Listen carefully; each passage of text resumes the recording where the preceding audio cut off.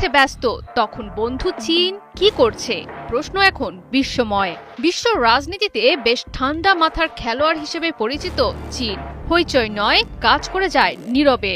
যুদ্ধের আগে দেশটি মিসাইলের যন্ত্রাংশ, এয়ার ডিফেন্স সিস্টেম দেয় ইরানকে, আর এখন ভিন্নভাবে নিজের কাজ করে যাচ্ছে ড্রাগন চীন।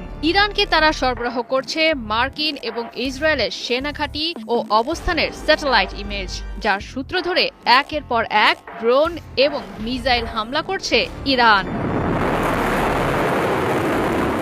যুদ্ধ শুরু হওয়ার আগে চীনের বেসরকারি স্যাটেলাইটগুলো, যারা মূলত চীনের সামরিক বাহিনীর হয়ে কাজ করে, তারা প্রকাশ করে দেয় মার্কিন সেনা এবং যুদ্ধ সরঞ্জামের অবস্থানের কথা। এ নিয়ে রীতিমতো হইচই তৈরি হয়। এর আগে আমেরিকার বিরুদ্ধে এমন প্রযুক্তিগত যুদ্ধ আর কাউকেই করতে দেখা যায়নি। ইরানে আক্রমণের আগেই মার্কিনীদের তথ্য প্রকাশ করে দিয়ে মূলত একটি বার্তা দিতে চেয়েছে চীন। আমেরিকার প্রযুক্তিগত শ্রেষ্ঠত্বে ভাগ বসাতে শি জিনপিংয়ের দেশ যে প্রস্তুত তা এখন স্পষ্ট।